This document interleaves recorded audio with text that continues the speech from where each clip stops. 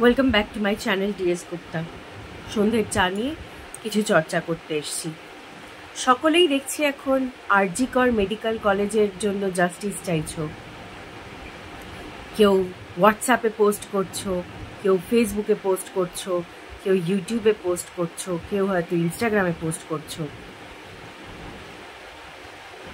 কেউ candle March চাইছো, কেউ প্রোটেস্ট করতে চাইছো, কেউ শঙ্খ বাজাতে চাইছো। আচ্ছা, একটা কথা বলো, যখন যখন এরকম অঘটন ঘটেছে, সেটা একটা বৃদ্ধর সঙ্গে হোক, বৃদ্ধার সঙ্গে হোক, বৃদ্ধটা বলা ভুল হয়েছে, বৃদ্ধার সঙ্গে হোক, কিংবা আমাদের বয়সী কারুর সাথে হোক, কিংবা কোনো কলেজ গোয়িংয়ের সাথে, স্কুল গোয়িংয়ের সাথে, বা একটা ছোট্ট বাচ্চার সাথে হোক, যখন আমরা কিছু এরকম ভেবে নিই যে কিছু একটা হতে চলেছে, কতজন গিয়ে আটকাতে পারি? এবার বলি, সমাজে আমি খালি ইন্ডিয়া, কলকাতা, এশিয়া এরম বলছি না, একটুও বলছি না, বিশ্বাস করো। আমি আজকে কয়েকটা ফ্যাক্টস নিয়ে আসছি তোমাদের সামনে। আমার ফেসবুকে অনেক কাল আগে একটা পেজ ছিল ওমেন এম্পাওয়ারমেন্ট নিয়ে,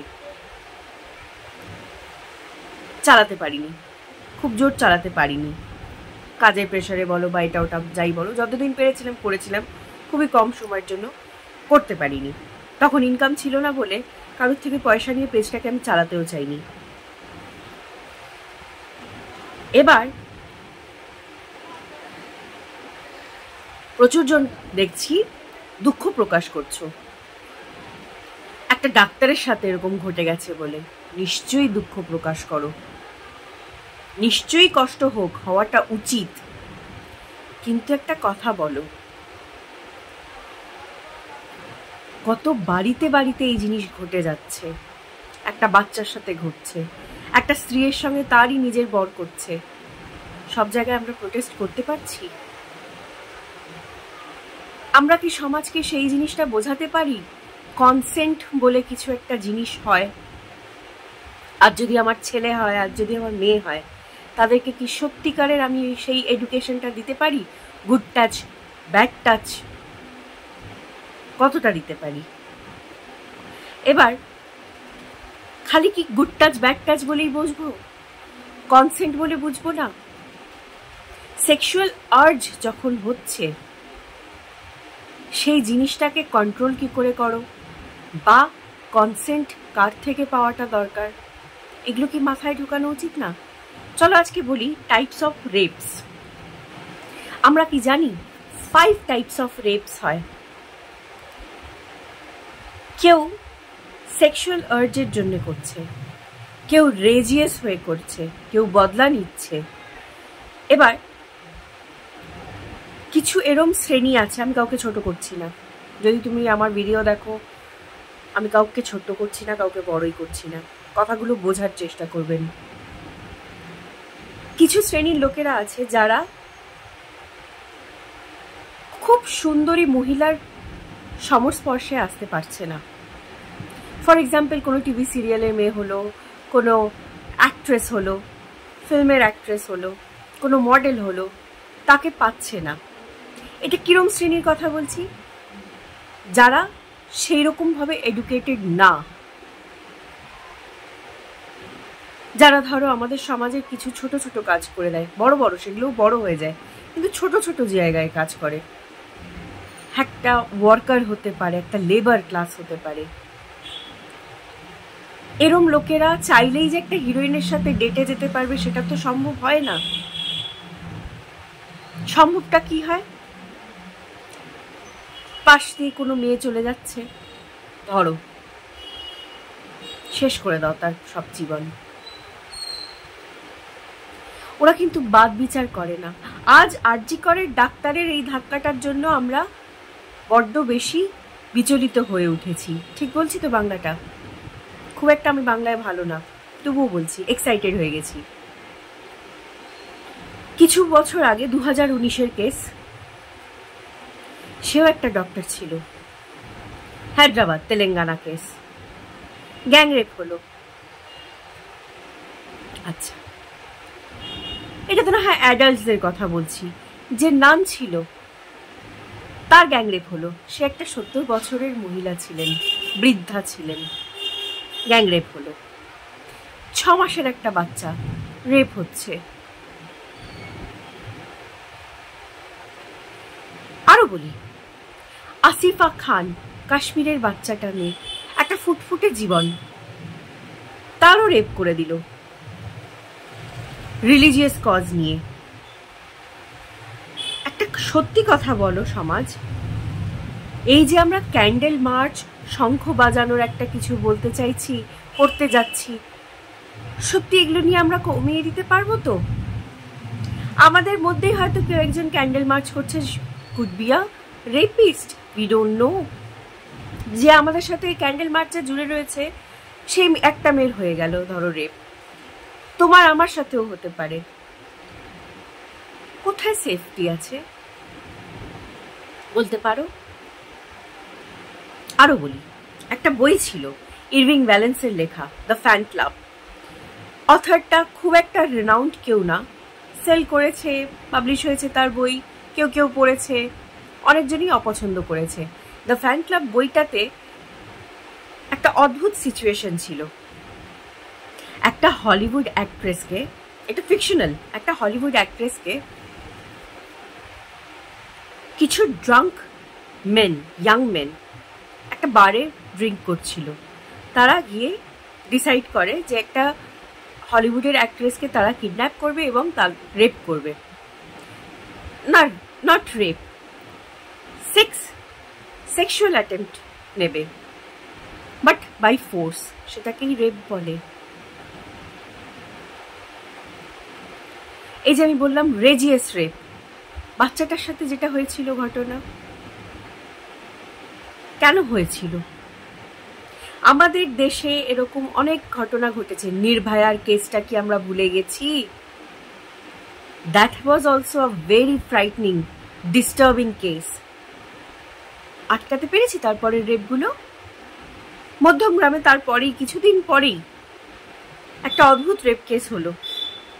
মেয়েটাকে দুটো পা দিয়ে তাকে ছিঁড়ে দিল, আলাদা করে ফেলে দিল, মেরেই ফেললো। একটা কালে রেপ হলে ঠিক পানিশমেন্ট তো না, বাট পানিশমেন্টটা কি কার হতো সেটা বুঝতে পারবো না। যার রেপ হলো সেই ভিকটিমটার না সেই রেপিস্টটার? বাট তাদের বিয়ে দেওয়া হতো, দিয়ে দেওয়া হয় হতো। এরকমও দিন গেছে। অত দিনে যাচ্ছি কেন? সীতাহরণ হয়নি? রামায়ণের সীতাহরণ হয়নি? মহাভারতের দ্রৌপদীর বস্ত্রহরণ হয়নি? ওগুলো যদি হয়ে থাকতে পারে, আজকের এগুলোও চলে যাচ্ছে। সত্যি করে বলো, সত্যি করে বলো, যদি আজকে রাস্তায় কারুর সাথে এরকম কিছু ঘটতে দেখো, বাড়িতে কারুর সাথে এরকম কিছু ঘটতে দেখো, বন্ধুদের মধ্যে কারুর মধ্যে এইসব কিছু ঘটতে দেখো, সত্যি পাশে দাঁড়াতে পারবে? সত্যি আটকাতে পারবে? সেই গাছটুকু আছে? দহন নামে একটা সিনেমা অনেক বছর আগে বেরিয়েছিল, তার ঋতুপর্ণ ঘোষের সিনেমা ছিল, ঋতুপর্ণা সেনগুপ্ত সেটাতে অ্যাক্ট করেছিল। সিনেমাটা যারা যারা দেখেছো তারা জানো ভালোভাবে যে আমি কি বলার চেষ্টা করছি, দেখেছো তারাই জানো যে আমি এক্স্যাক্টলি কি বলার চেষ্টা করছি। এরকম কোনো ঘটনা ঘটে, একটা অ্যাক্সিডেন্ট ঘটে, আমরা লোকেরা ম্যাক্স টু ম্যাক্স কী করি, একটা ক্যামেরা নিয়ে নেবো, ফোনের থেকে পেয়েও গেছি, সেখান থেকে আমরা ভিডিও করছি, ফটো তুলছি আর আপলোড করে দিচ্ছি। সত্যি কজন আমাদের মধ্যে আছি যে আমরা সেই মানুষটার যে অসুবিধা হচ্ছে, কষ্ট হচ্ছে, সেটা দূর করার চেষ্টা করব, তৎক্ষণাৎ একটা অ্যাকশন নেব, একটা real action, not digital fake action. ডিজিটালের থেকে পড়লো, আজকাল ডিজিটাল রেপও শুরু হয়ে গেছে। কেন হবে না বলুন? ডিজিটালি আমাদের চুরি হয়ে যাচ্ছে সব কিছু জিনিস, ডিজিটালি ডেটিং অ্যাপ আছে, এটা আছে সেটা আছে, এখান থেকেই সব কিছু আসছে। অনেকজনে আমরা এটা বুঝি না যে ড্রেস ডাজেন্ট প্রভোক। তোমরা হয়তো অনেকজনে এটা অপোজ করবে, কিন্তু ড্রেস কি সত্যি প্রভোক করে না? পারবে কলকাতার মতন একটা জায়গায় বা পুরীর মতন একটা জায়গায় বিকিনি পরে তুমি ঘুরে আসতে? মিনি স্কার্ট আর মিনি টপ এরকম পরে সত্যি একটা ইনস্টিটিউটে গিয়ে পড়াশোনা করতে পারবে? আমার চা ঠান্ডা হয়ে যাচ্ছে। আরও বলি, আরেকটা মুভি ছিল জখমি औरत, অনেক বছর আগেকার একটা সিনেমা।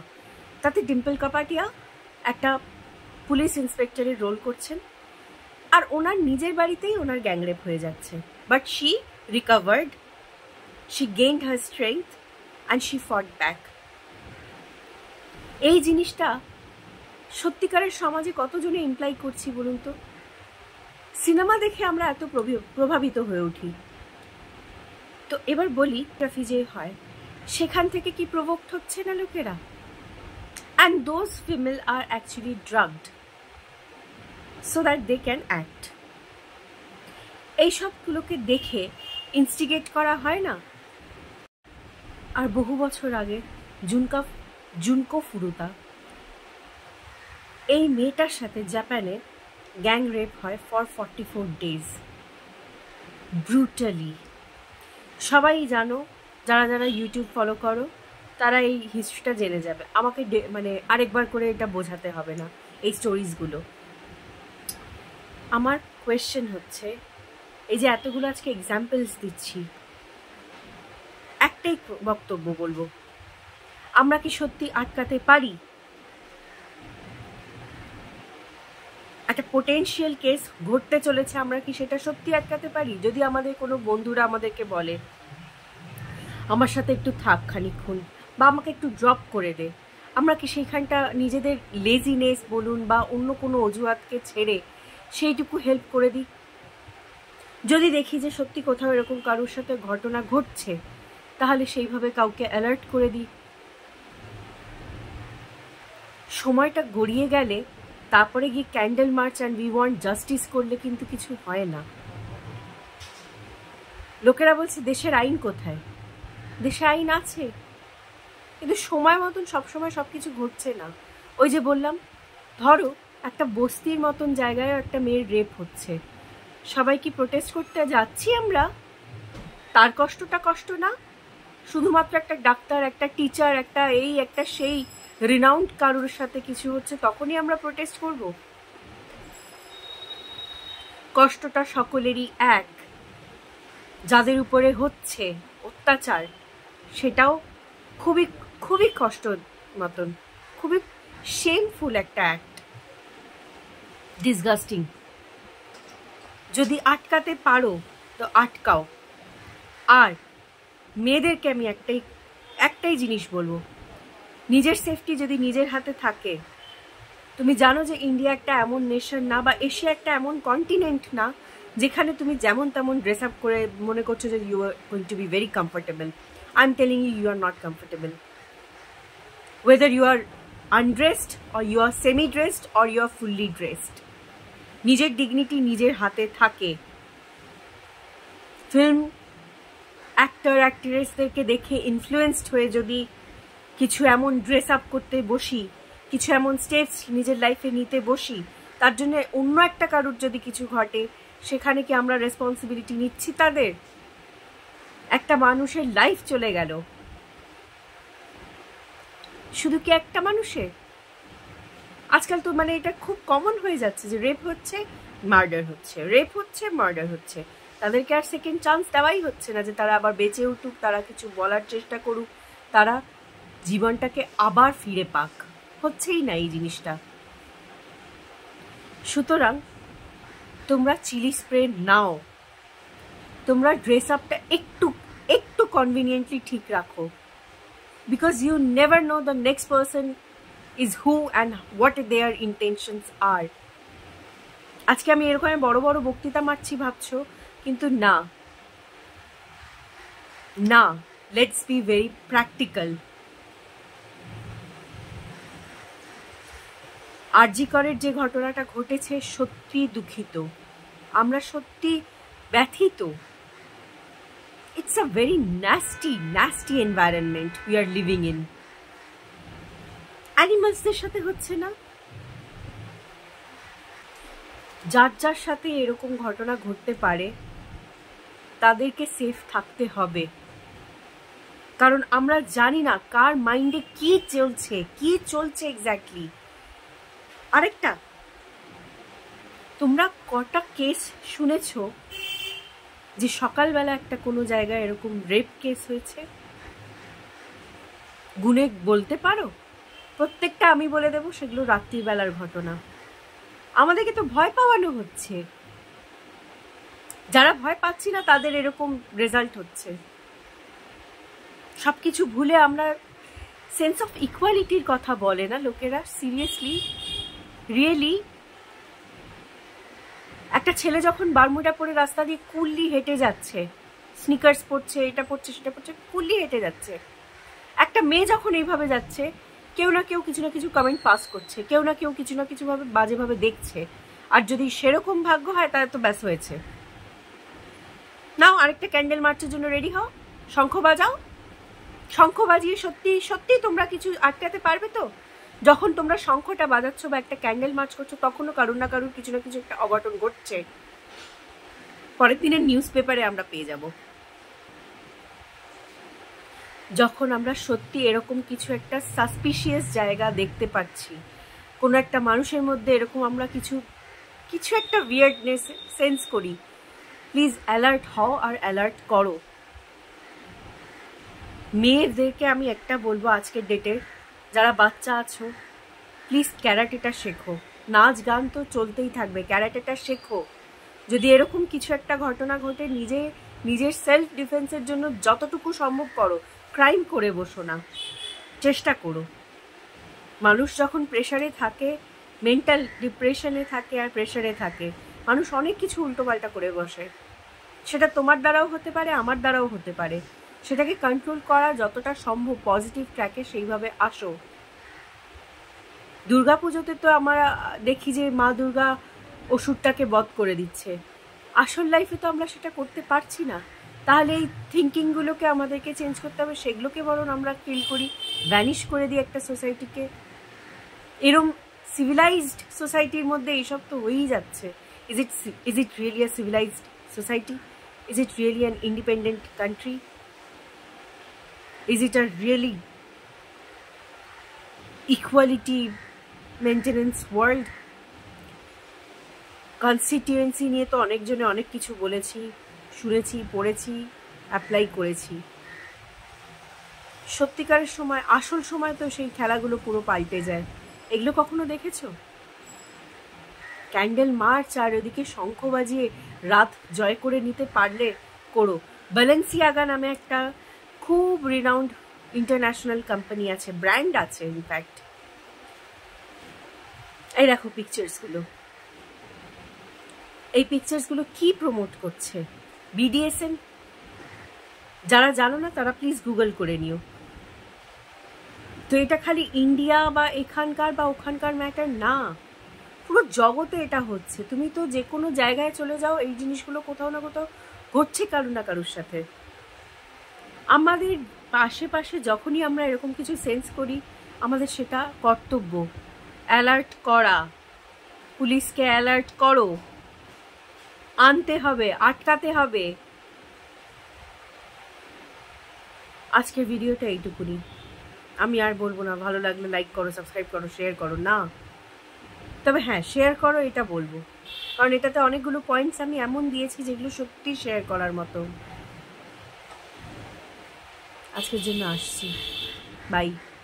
সাবধানে থেকো, এটা খরচ করো, টাকার থেকে বেশি এটাকে খরচ করো।